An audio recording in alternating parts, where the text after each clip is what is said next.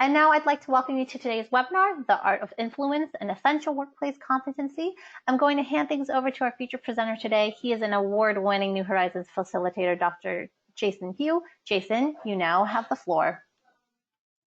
Thank you, Maya, and I appreciate that. And I want to welcome everybody to joining me on the webinar on the art of influence, which is an essential workplace competency. I do want to start by saying that Mayanne mentioned a key component that this is more of a sample. It's a sample. If you went to the grocery store and you have a sample of what you're going to see, our 2-day, 3-day Center for Leadership and Development courses are very, very holistic. They're very deep.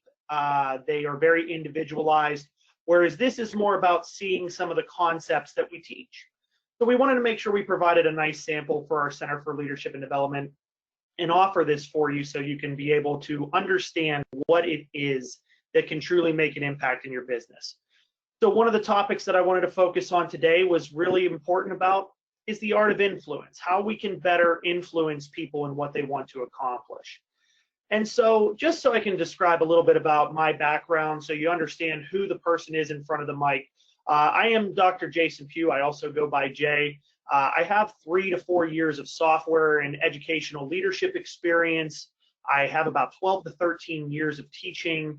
I finished my PhD in 2016 from Robert Morris University in instructional management and leadership. I have been notified as and sort of awarded as a top-ranked worldwide facilitator for New Horizons on 2 separate occasions. I am a member of the National Management Association in the Northeast chapter.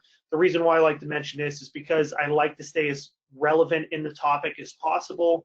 And just a little did you know, my wife April and I, we have 4, count them, 4 daughters. Yikes. Yeah, all different ages. We have 2 biological daughters and we have 2 adopted daughters. One that's a teenager that's 17, and we have one that's a little one that's 18 months, and then we have 2 biological daughters that are 8 and 3. So if you see the gray hairs, please just ignore them for this ride, and we're going to continue into what we're going to talk about. So let's go ahead and get started. And one thing with this webinar that I want to make sure we talk about are 3 different journeys we're going to take for the next 45 minutes or so. Number 1 is understanding how we can use the art of influence inward. How can we recognize within ourselves what we want to accomplish? And so what this is known as is power. And with power sources, we take a look inward. We have a level of self-awareness that we want to accomplish. So we have to understand our different sources of power that are available to us. We also have to make sure that we look outward and we look in the way that we can persuade others to join our side. How can we better collaborate effectively with them? What are some strategies we can use to better connect with them? And so that is what we call a situational awareness, to where we read this room, we read the people we're working with, and we better understand where they're coming from. And lastly is more of a holistic awareness. It's understanding how we can dive deep. Take the way that we can go in with other people, have that connection, and how do we use that in order to build better workplace relationships through mutual trust and mutual respect. And so the next 45 minutes, this is one of the sections we teach in what's called our Extending Your Sphere of Influence class. I want to kind of take you on a little bit of journey inward, a journey outward, and a journey deep in what we want to accomplish. So the first components that we talk about are there are 2 major sources of power. There is a power positional source, and there is a power personal source. What I want to mention with this is that positional power, there is no power without the position. So if you're a director, an HR leader, if you're a VP, if you're a C-suite member, if there's something like that, these 4 sources of power only exude because of the position. One of the biggest mistakes that people make is that they lead with this source of power. They will lead with task allocation, priority setting, deadlines, and arbitration. And while that is important, that's an important part of our job, is being able to delegate, being able to set priorities, create deadlines. It's not something that we should lead with as a human being. That's what a boss does. I wouldn't say that's what a leader does. And the other things that they do is they say, you know, we have rewards. Well, we can get more rewards, boost morale. Once again, from the positional standpoint, that's a great thing to do. I'm not saying that power positional sources are weak or that they're not good to use. What I'm saying is that if we ride too heavily on these, we're not going to make the real deep impact that we're hoping for. And so there's nothing wrong with giving rewards to people. Everybody likes a treat, right? However, if we only lead with giving treats and treats and treats and treats, all of a sudden the treats become cheap, right? They become expected. And so that's not something that's going to be a deeper connection with other individuals.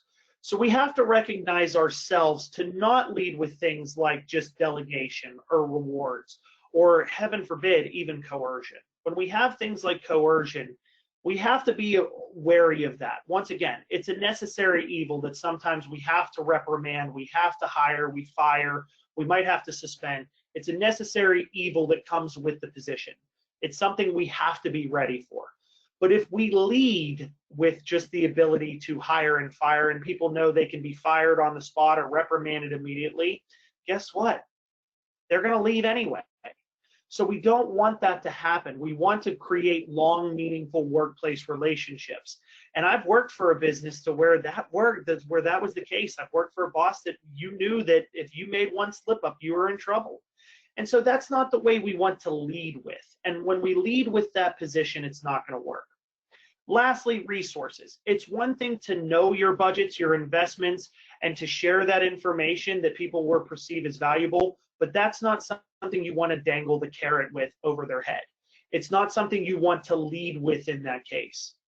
So your power positional sources come with the position you have. If you're a salesperson, you're going to reward somebody with a buy one, get one, or you're going to take a little bit off the price or do that. That's part of the position. However, the biggest things we want to pay attention to are our personal sources of power. These are the ones that whether you've been in the job for a month or a decade, you have the ability to shape other people's minds with what you're doing. My goal by the time this webinar ends is I want to see how many of you thought that, you know what, this was really beneficial. Because if it is, you've only known me for a matter of minutes so far, and this is where our power sources can really make an impact. So if the next 45 minutes do become beneficial, you're going to learn that it's because of these 4 things that I was able to build a connection with you. Number 1 is expertise. If you study and you know your content inside out, and if you know what you're delivering comes with a point of having that level of specialist knowledge that you're confident in, it will resonate with other people. We all know the people we work with that might not even be leaders in the organization, but we trust them because they are knowledgeable. We trust them because they are able to provide us the skills that allow us to be successful. One of the most impactful people was not a leader in my organization. And they were somebody that they just knew. They were the resource. They were able to just know where things were and were able to make my life easier and what I needed to accomplish. And so that person I respected a ton because of their expertise. Now they've been there 12 years. They weren't interested in a leadership position, but they were very, very resourceful. And so that level of expertise, no matter whether you're in a leadership position or not, we talk about all of these components of managing up, right? Managing, how do we better influence and better connect with our leaders? Well, showcasing a level of expertise and showing that you can be trusted to do the job you're doing is a critical component. I've worked with amazing bosses, even at New Horizons, that they trust me in what I can do because of the expertise I provide. So because of that, the relationship is deep, it's meaningful, and it's impactful. But nobody's using their position in this case to make sure it happens. Others is information. It's the ability to know what to share and know what not to share. Sometimes the best flow or delivery of messages that come through are the ones that aren't sent. And it's not about not being transparent, folks. We certainly want to be as open and transparent with our group as possible. But sometimes providing them with the bad information too soon can really cause a lot of damage within an organization. So knowing the right way, knowing the right time, knowing the right space to share certain pieces of information is a critical component of a power personal source. It's knowing not to reveal so much so out in front. We all know that if we've ever been in a personal relationship, if you've shared your whole life story out front with people, people are going to run. They're going to run for the hills. And the reason why is because you're not managing the flow of information. We have to be cognizant. That is a power personal source, is knowing how to effectively manage the generation and understand how people are going to interpret the information you're going to share too. Next is referent. And to be honest with you folks, for anybody that does know me that's on this webinar, you know this is where I try to lead more than anything else. Whether I'm in a position of power or not, the way that I connect with the team, the organizations, the clients that I work with, it comes down to ability to attract and persuade through strong, high trust relationships. It is the ability to have you trust me in the information I'm delivering. Am I somebody that you can trust? And that takes a little bit of time, and it takes commitment, it takes intention, it takes integrity, it takes those innate components to where you try to build a high trust relationship. There are people that have worked with me that said, I thought you were really fake in the beginning, but then after I worked with you for a month, I see that that's just how you are. So it's that unwavering enthusiasm, it's the unwavering positivity that allows you to attract, to persuade others. It allows you that, you know what, that if I call on this person, I know that they're going to be there. It's that high trust relationship, and that's known as being referent.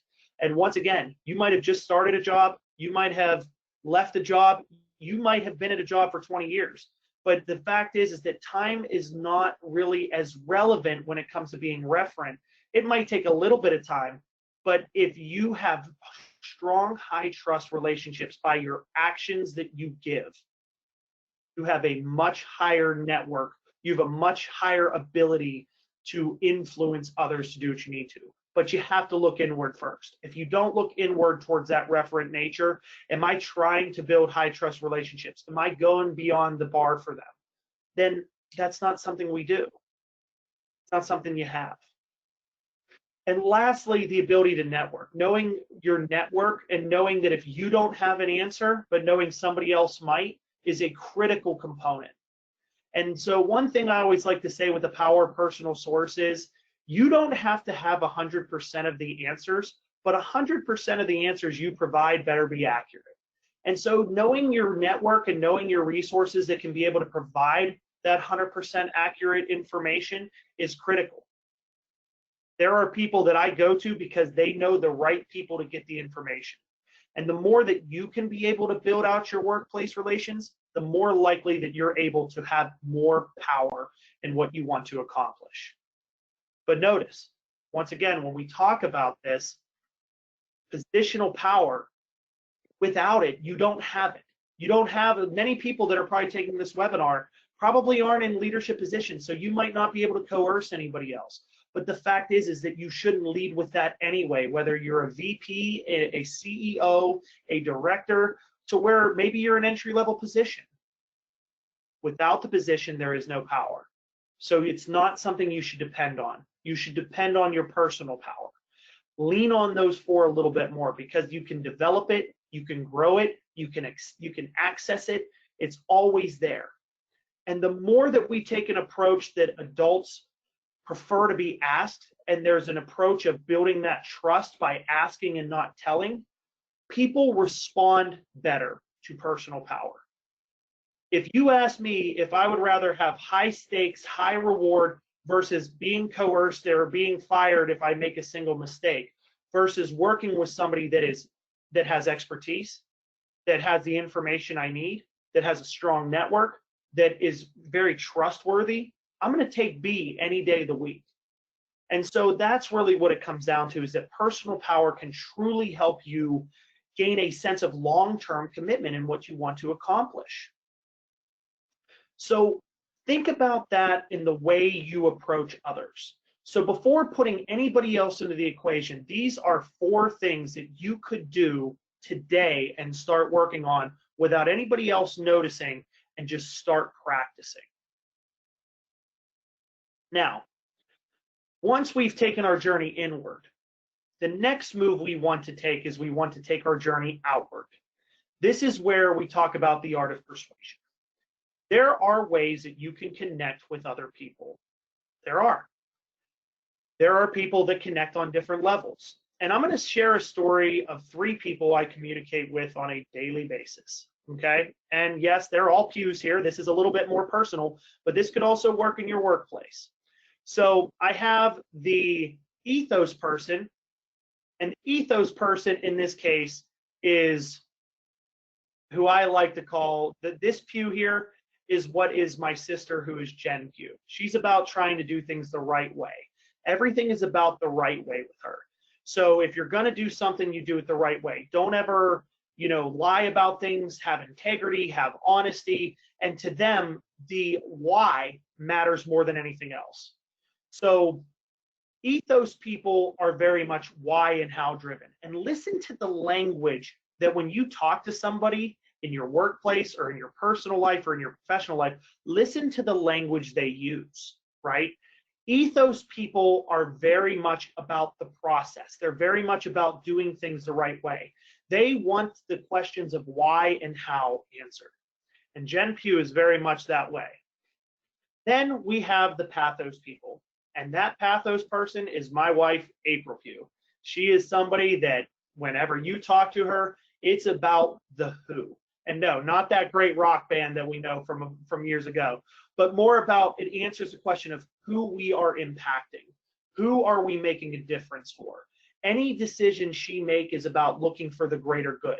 She's one that has a good story. She's one that loves a good story. And the feel-good heartstrings, appealing to their heart, matters more than anything else. So it's about the greater good. These are the people that rely a little bit more on emotion than anything else. And once again, you listen to their question. Well, who are we helping here? What's the purpose of doing this if it's not going to help others? These are the people that look to help. And so you know who they are. Lastly are your logos people. And this is my main man, John Pugh. That's my old man. He is somebody that if I tried to give him a sob story when I was 16 about going to certain places, he would never buy into it. But if I said, look, this is what's going to happen. I'm going to go here. I'm going to call you when I'm here. Then once I'm here, I'm going to make sure we're going to the baseball game. It should end around this time, and I will be home at this time. If I'm late, you can punish me. At this point, he was a man that the data was there, the information was there, and that's all he needed to move on. The logos people are the logical people. These are the head people. These are the ones that look for things as they are. They answer the question, what? What does the history tell me? What does the data tell me? What does the information tell me? The point of this, folks, is that you have to understand where different people are when you communicate with them. If these are people that are emotional people, don't sit there and throw a bunch of numbers at them because it's not going to matter to them. At the same token, if you are if you're a little bit more emotional of a person, and you're communicating with somebody who is a data person, don't sit there and write them a 6-paragraph email about why this is important. Give them the data, give them the facts. And sometimes, and I want you to ask yourself this question just for a moment. I'm going to pause. I want you to think about a person that you've tried to communicate with and you just feel like you can't connect with them. Are you speaking their language? Are you actually speaking their language?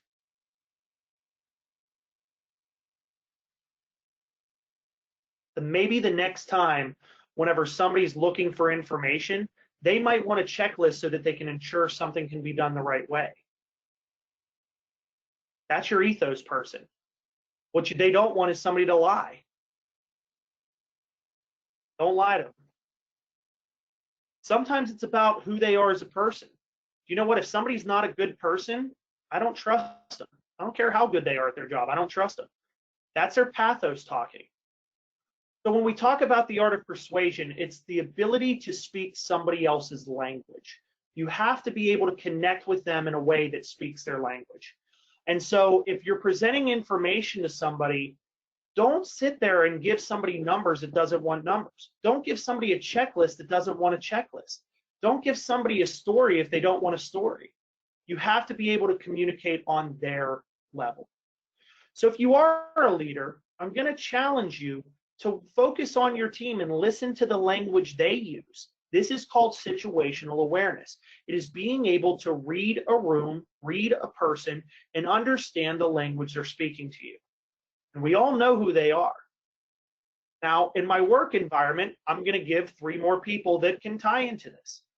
I have Kara, who's on this call right now. Kara is very much a pathos person. She's very much a human first, technology second kind of person. And to me, that speaks volumes. So when Kara and I have conversations, it's about the human. It's about reaching as many people as we can. When I talk to the person I report to, who's Jeff, Jeff is logos. Give him as little information or little heart stories as possible. Give him the facts, give him the data. He is our BI, our business intelligence guy. He is brilliant with mastering numbers. So anything I'm going to talk to him about are going to be number driven, data driven. And ethos is Dennis. It's about doing things the right way, making sure that we're doing the right thing in the right process. And so when I communicate with him, it's about doing things the right way. But one thing, folks, is that if I didn't learn to read those people in that way, the conversation wouldn't nearly connect with them the way they should. So analyze your team. Take a look at the people you work with. Find out if you're connecting with them the right way. Maybe you're not. Maybe you are. But find out. That is the way we can connect with them. So once again, now I want to stress this too, folks. With these 3, you're going to have all 3 of these within you. I'm not saying that you're more one than anything else. Just because Kara's pathos doesn't mean she doesn't look at the numbers and doesn't mean she wants things to be done the right way. It just means that our gut leads us one more than the other. Think of it more as percentages, right? So if I'm explaining a little bit more about myself, I would say for me, I'm very much probably about 50% ethos. That's what drives me a little bit more than anything else. For me, it's about doing things the right way, following through, making sure there's respect and honesty in every sort of communication we can have. Your character, character is everything to somebody like that. And so ethics matters more than anything else. Now, that's what I lead with. However, that means that if I'm connecting with somebody who's pathos, I might have to appeal to their emotions a little bit more. So for me, you don't have 4 daughters, folks, without having a little bit of pathos right here. I'm going to tell you this. You don't live with 5 women and not have any pathos. So for me, that's probably about 30% of what I lead with, okay? And so with the pathos component, we have to think about the way we connect with them. Maybe it's authentic listening. Maybe it's making sure that when we listen to them, we're wholeheartedly listening. It's something about appealing to the emotion, sharing a story that's going to connect with them. And then I have my 20%, which is my logos. And so with my logos, it's the ability to make sure that there's data, there's numbers, there's facts. If your data is flawed with somebody who's a logos person, they will not trust you because you have damaged your credibility with them because you don't know what you're talking about. It's really about understanding the questions that can be answered, and that's where you can listen to them. So we've taken our journey inward with our sources of power. We've taken our journey outward with starting to learn with the way we can connect and persuade other people, making sure we're speaking their language. I want you to take a few moments, and I think there might have been a poll here. I want you to take a moment, and I want you to answer these questions. Which do you think you use most? And which do you think you use least? Because this is going to answer your question. Let me launch those polls, Jason. So let me launch the first one here for everyone. Which do you think you use the most? Which one do you think you lead with?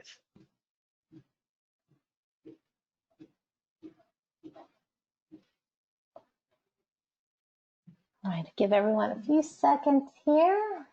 Give a little bit more time, get some more answers.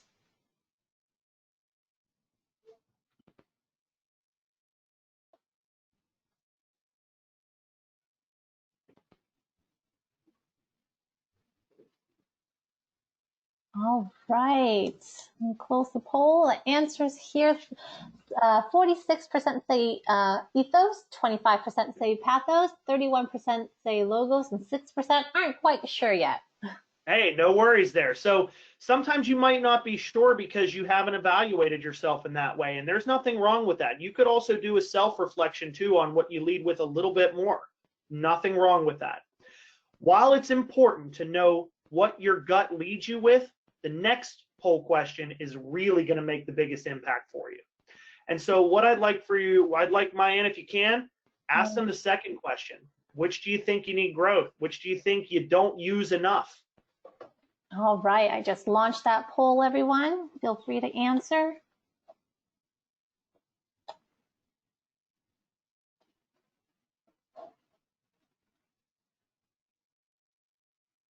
Just a little bit more time before we close that poll here.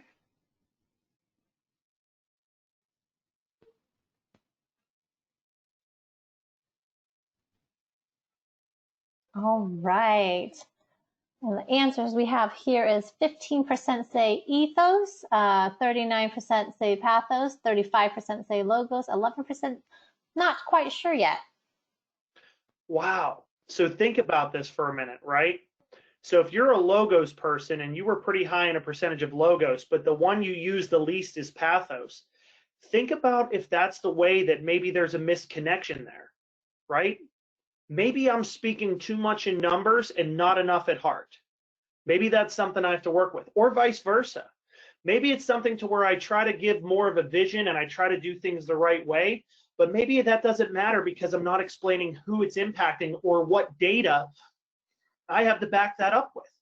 So these are all things that we need to consider. If you marked yourself as a pathos person and you don't connect on a logos level, try to see who are logos people and challenge yourself to connect with them.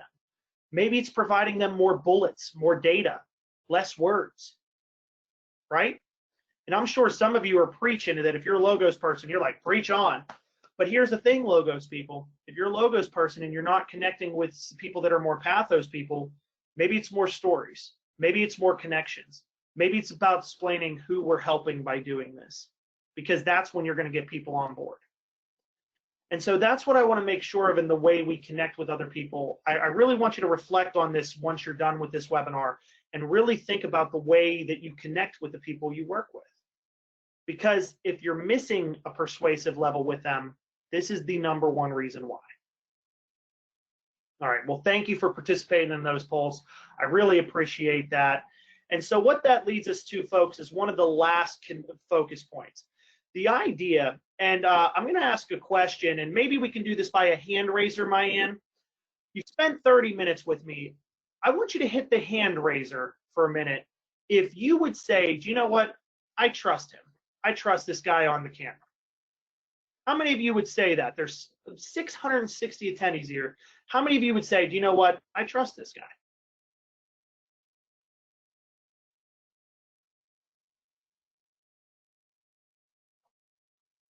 Let's see here, folks. Is there quite a lot there, Mayan? Sure. Quite a few people here. Yep, we have quite a few. I had to scroll down. Sorry, folks. I had to scroll down. No, that's okay. We do have quite a few, yes. Yeah, and so that's the point I'm trying to make is how? How after 30 minutes of spending time with me, do you trust me? How is that possible? How was it that we were able to build trust with other people in 30 minutes or less? You get pizza in time longer than that, than to build trust. How is that possible? Well, the fact is, folks, is that if I'm using my own personal sources to try to connect with you through my expertise and my networking and my referenceability, and I'm also trying to make sure that I'm connecting with you on a level that provides information, data, percentages, but also providing a few stories along the way and doing things the right way, that all of a sudden what starts to happen is that one of these 5 types of trust starts to get built. And the idea is that one of these you're going to trust me with. You might not trust me with all 5, and that's not going to happen in 30 minutes. But the fact is how it works is that you connect on one level, you trust on one level, and then your goal is to branch out from there.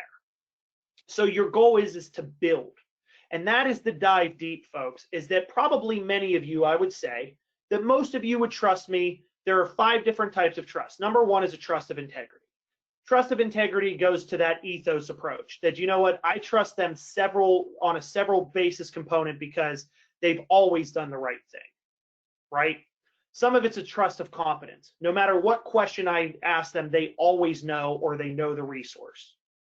Trust of commitment is they always follow through. No matter what I ask of them, they always follow through with what they want to deliver. They always come through. A trust of intention is saying, do you know what? Their heart is always in the right place. Every time they do something, they do it with the best of intention. They have pure intentions. They want to do things meaningful, which is the right way. They want to do things to help others. And lastly is reputation. Reputation is the hardest one to gain, but it's also the hardest to lose, believe it or not, because if New Horizons has a reputation of being around for 38 years, right? And we've been doing online delivery for nearly 2 decades of that. We have a reputation that we know how to teach online, and we know how to teach, period. So if that's the case, we already established that reputation that if a mistake happens, you know what, there's benefit of the doubt. But it's the hardest one to gain over time. And so that's the idea that we have to consider, is that one of these is going to be the connection. So some of you might say, do you know what, I trust him, number one, because of integrity. Integrity is a very ethos approach. And one thing I want to mention with all 5 of these folks is what is called RAS, R-A-S. The way you gain trust, the way you talk, first of all, the way you talk to people with pathos, ethos, and logos is how you get your in. It's how you connect with other people. However, you gain trust through what is called RAS. RAS is the deeper. And RAS is what is called repeatable, actionable steps. You take repeatable, actionable steps that you didn't just do it once, you didn't just do it twice, but you did it multiple times throughout an engagement period that people are able to trust you. So maybe it's, you know what, his delivery, he's very engaging, he wants things to be done the right way. That might be integrity. That might be a very ethos approach. He came very prepared for this webinar, so I trust him in the way of his preparation. Well, maybe that's integrity. Maybe it's something with the PhD or something else that comes into play. That, you know what, he took the time to do something the right way. So maybe that's integrity. The idea that falls into place, though, is that there are repeatable, actionable steps that are taken in order to earn that trust. It could be a very ethos approach, which is very trust ethos. It could be competence, which is more of a logos approach. Competence is knowledge, understanding of data, information, understanding the way it works, understanding history behind what works.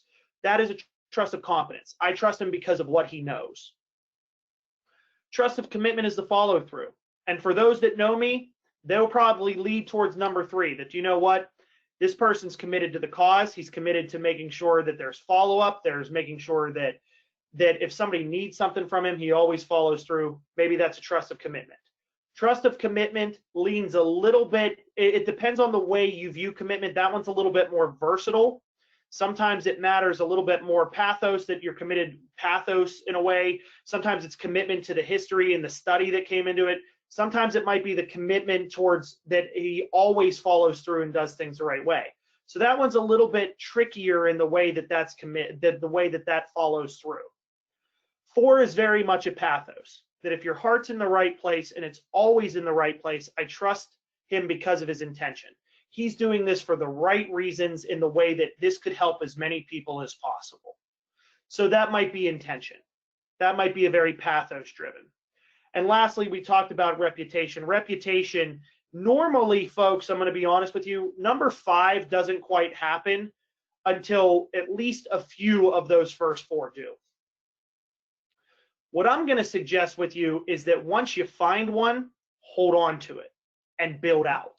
Do you know what? If this person trusts me with intention, I'm going to show them how committed I am next, right? If this person trusts me because of competence, I'm going to show them not only am I competent in what I know, but I'm willing to do the right thing with that knowledge that I have.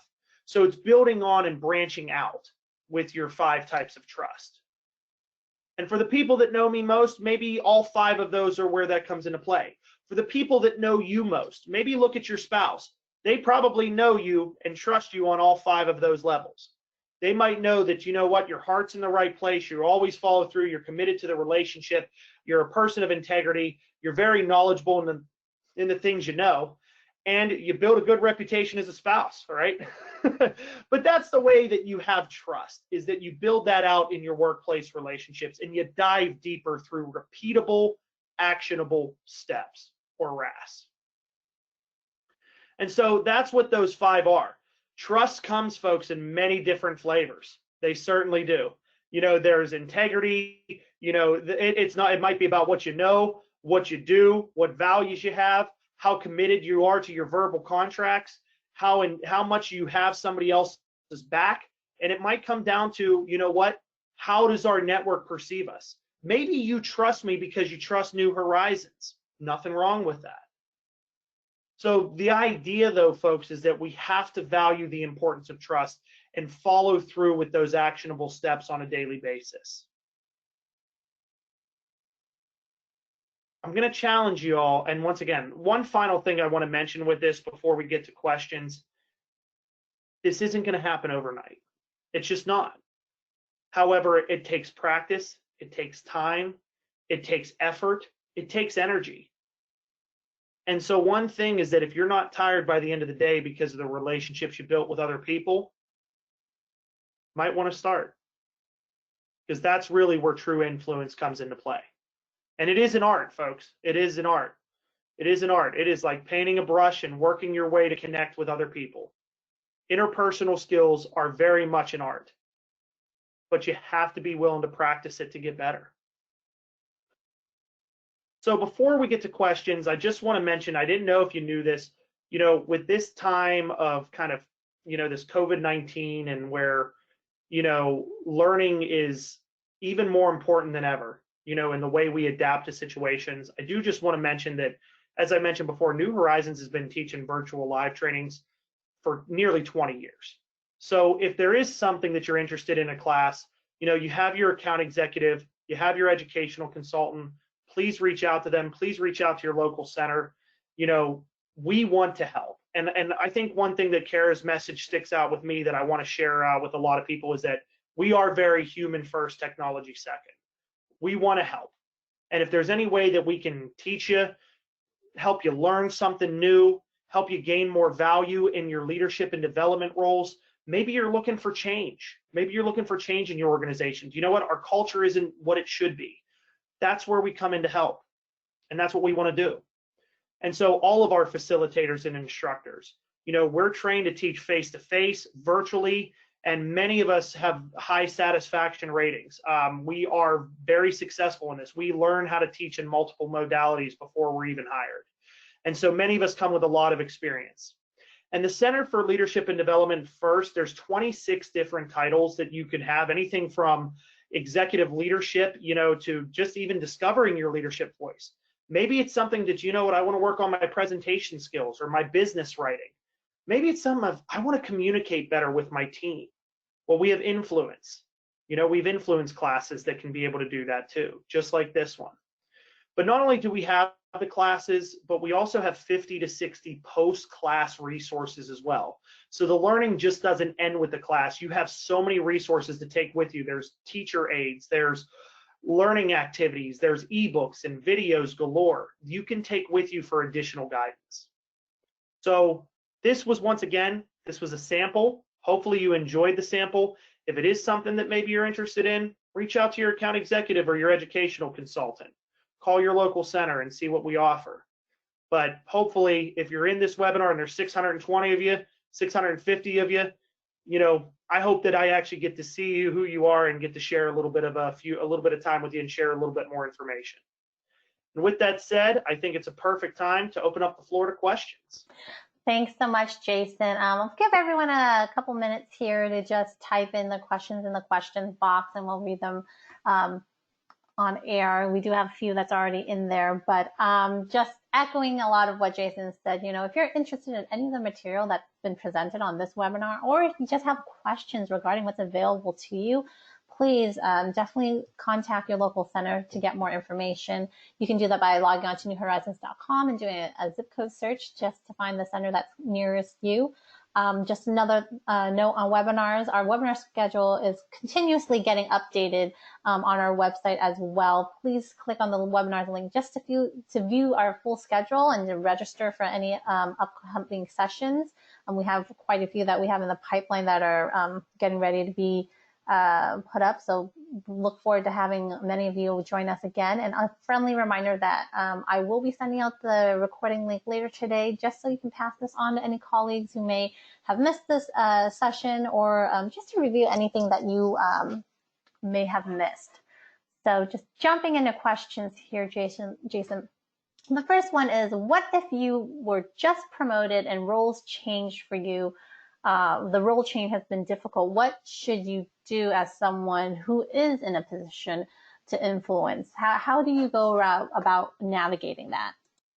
I think that's a great question. And not only do we have that happens often, is that when you move into a new role, one of the things that people want to do is establish their positional power a lot. They want to start making sure that it's understood that they are a leader.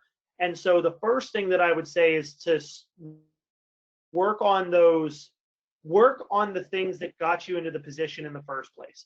If you got there because of your expertise, share your expertise. If it's something to where maybe, I build high trust relationships, lead with that high trust relationship. But what I would also say is find out which one's the weakest one of those four. So if I go back, let's say to, those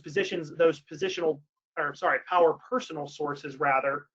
If I went back to this and I said, you know what, I really struggle with, expertise. Like I may got promoted, but I got promoted because I'm really good with other people. Well, maybe that's what we work on our skill, right?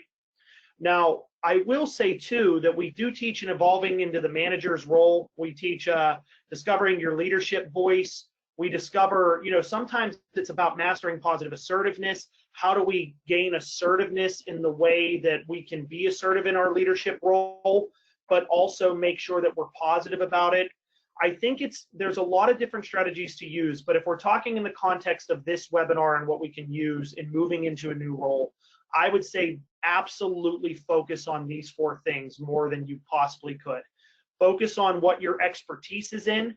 Focus on what your expertise isn't, because sometimes calling on team members that have expertise in other areas shows them that they're valued in what they have too. I would start there. Great. Another question we have that came in is, if your team has issues collaborating really well, how do you suggest influencing people to be more open? Yeah, so I think part of this is you could use a potential self-survey, self-evaluation. I think you can share a little bit and have them say, what do you currently, not just what you like about the position you're in, but, are you typically more of give them like the challenging questions. Like one thing I've seen with surveys that have been effective is, do you appreciate a good story, data, or a checklist more? What do you appreciate more than anything else? Questions like that can challenge their thinking and the way they approach can give you a little bit more insight as to whether they are more of a pathos or an ethos or a logos person. I think another way to where when we want people to open up is to find out a little bit more about their personal life. Be a human first. Sometimes what we do is we want to be this leader and we want to be this rah charge, but I think one of the things we have to show them is that we are human in what we're doing. And I don't think that people are going to follow you unless they know who you are. So I think there's a couple different strategies you can introduce there. Great. We're getting a lot of good questions coming in. Another one is, what strategies should a leader use for self-reflection, and what types of questions should they ask themselves? I think anonymous leader surveys is one of the best things you could ever use. I've done that when I was in a leadership position in my organization. I made sure they were typed out, and I made sure somebody collected all the responses. One of my team leads collected all the responses, and then they would print them out and hand them to me. I wanted them to be purely anonymous because I wanted them to be as open as possible. I didn't try to tie them back to who wrote them. I wanted to take their feedback wholeheartedly because I wanted to show them that their opinions were valued, that their feedback mattered, and that we're all learning and growing in this. So for me, a self-survey was one of probably the best decisions I've ever made. But if you're going to do it, make sure it's completely anonymous. Do not make it so that you find a way back to them. Great. Next question is, my job demands that I lead with numbers and logic. I really am not that great at the emotional aspect of connecting. How do I start to grow in that area? I think it's looking for the stories. I think it's being more observant in, pay attention to what's on people's desks, get to know the people, right? Maybe it's, some people do happy hours for their pathos people. Maybe it's getting them lunch and sitting down and having people just talk. Look, let's turn our brains off of work for 30 minutes and actually talk to each other. Sometimes it's a little bit that way, but it's finding the opportunities to try to purely connect to them as humans. I think sometimes when we're in a business that is purely data-driven, data-related, sometimes it's setting the space and time to strictly turn that off and compartmentalize with a human approach. That would be my best advice for that if you lead more logos and you really want to try to have those opportunities for pathos, provide the opportunities to where, look, let's get outside of just work for a moment and be humans for a second. Great. We have quite a few questions coming in, circling around the idea of the topic of manipulation and negative people. A lot of the gist of the questions are, what are ways of protecting yourself from being manipulated by someone who is in an influential position? So that's one of the cool things about taking this course on extending your sphere of influence. There's a whole section that is dedicated. We take a good hour and a half. I could spend hours on this, folks, talking about manipulation. One of the best things that I could say, folks, is in order to read and recognize manipulation and protect yourself from it, to give a short answer in 2 minutes, which I know isn't fair. We do teach this class and teach a whole section on it. I'm going to say this, folks. Manipulation is transactional. Influence is transformational. That's the best answer I can give. If somebody is just trying to do something for the sake of a transaction, that you scratch my back, I scratch yours, that's manipulation. That is short term. It's not gaining anything out of it. Manipulation is transactional. Real influence is transformational. It's deeper. It's meaningful. It's long term. So look for the long term in what's being gained out of it. That's the best way that I can answer that. I know it's only answered in a minute or two, but manipulation's transactional, influence is transformational. Great. The next couple questions are going to circle around like the blending of the different, the ethos, the logos, and the pathos that you were talking about. The question here, the first one is it possible that you are a certain kind of person when communicating information to someone else and a different kind of person when it comes to receiving that information from someone else? Yes. Yes, and that's why we have percentages. I think that's why we have percentages. I think whenever I receive information from other people, that's where my 20% logo comes in. I will say that. Whenever I share information, I'm very much ethos driven. I also think it's based on context too. I would say with my family, I'm a little bit more pathos. I lead a little bit more pathos. I lead a little bit more from the heart. I try to have those Danny Tanner lessons, if you will, that come out. So I think it's who and how we interact with people. So I would absolutely believe that those numbers shift at certain times. But I think what I'm trying to say with what we lead with more, it's what our gut tells us to go with. When the push comes to shove and we're in fight or flight mode, or whenever things come to nature or come to fruition, what do we lead with more than anything else? So I think that, yes, it absolutely is possible. Great. The next question here is, again, talking about the percentages that you just spoke of, is there an ideal ration between the ethos, pathos, and logos? Is there an ideal percentage in terms of having all three and being that person? That had to have come from a logos person. 22.5 33 and a third and no, there's not. I think it really comes down to you don't want to be somebody you're not. And that's not what I'm trying to tell you to do. I think that what it comes down to is recognizing the balance where it matters. That if somebody is a little bit more pathos, and say, for instance, you're 20%, 10% pathos, shift that number up. Go outside. I always like to coin a term called being the amoeba, if you will. And being the amoeba is keeping your core values in place, but extending those pseudopods to absorb and connect with other people. I think that's what you do. And I think that with that, there is no magic number, but it's just being able to extend those pseudopods out a little bit more. Great. Another question here is, excuse me here. What about the skills of building a relationship could it be and I'll put this in quotes, a source of power, being influential and building that relationship and also becoming a source of power, so to speak? I think once again, I think it comes down to that if you're leading the best leaders, and I bet any money that anybody who's still on this webinar, the 500 people that are still on this webinar, the people that are the best, most powerful leaders are not the ones that, they have expertise, they have information. And I think and when I mean influential leaders, I mean actual influential leaders. These are people that truly try to make an impact on the world around them. These are the people that are remembered for a long period of time, that made an impact. These are the teachers you had when you were in high school.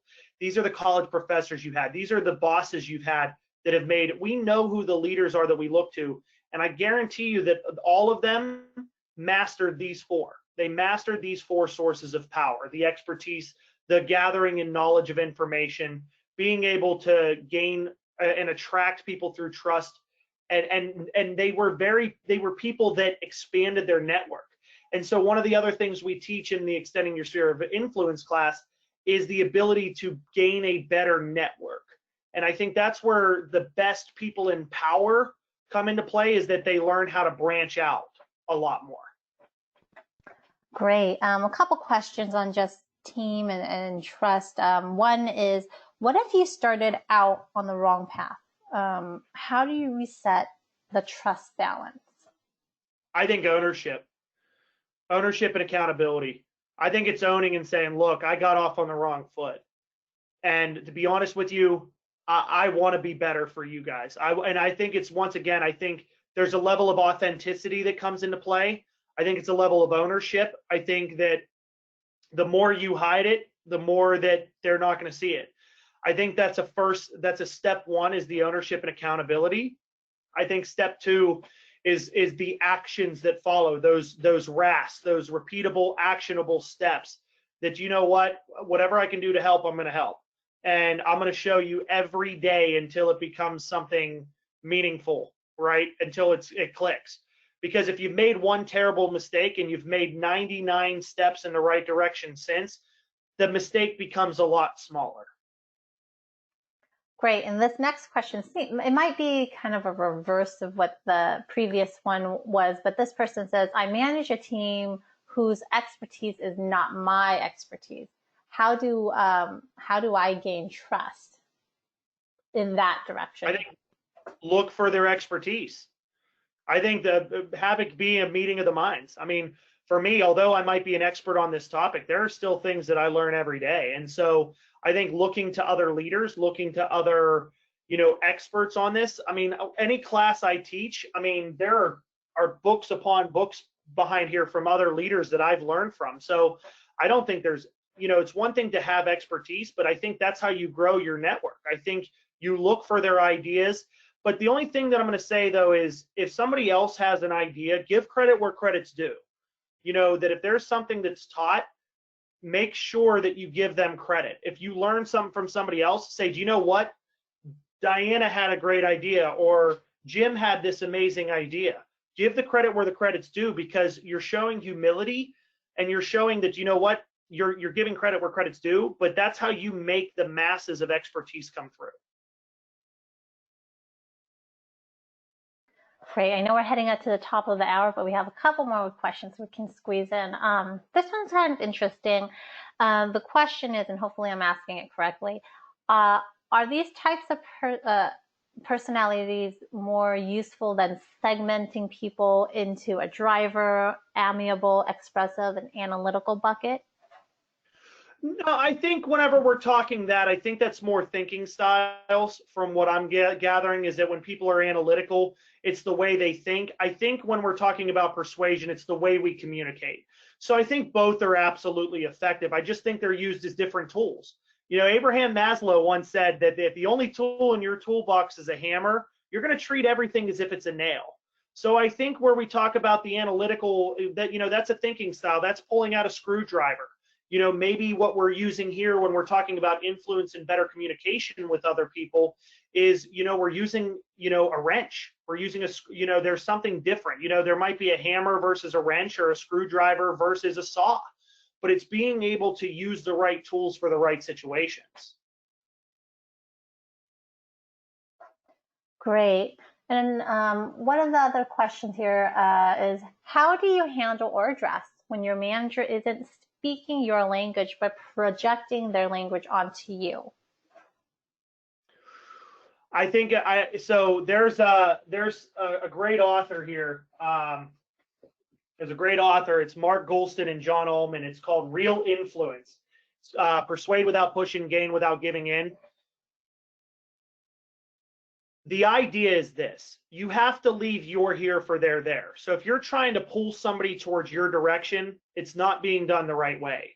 You have to go where they are to understand where they're coming from in order for them to pull back a little bit towards you. And so to put this into an easier term, we always talk about walking a mile in somebody's shoes, but you know what nobody ever talks about? You have to take your own shoes off. So what I'm going to say is take your own shoes off and go fully where they are to understand where they're coming from. And once you do that, you have a better likelihood that you're going to be able to share your opinion and they're going to be able to move a little bit towards you. That would be my best advice. Great.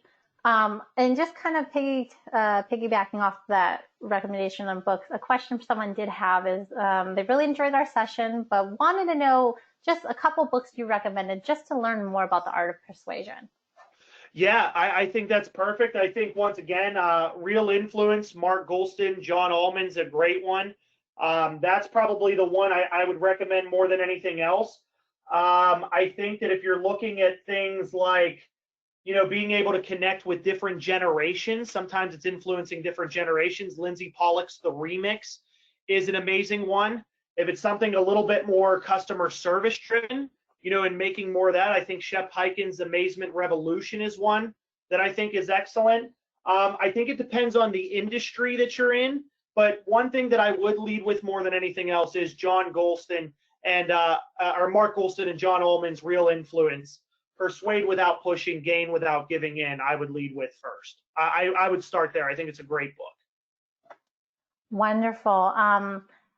We're at the top of the hour, everyone. Thank you so much for joining us and participating with the Q&A. And then also, Jason, thank you so much for speaking on behalf of New Horizons. It was a really good session, and we hope that everyone found it to be really informative. And please look out for the recording link later today. With that said, thank you again, and you may now all log off from the webinar. Thank you, everyone. Have a good one.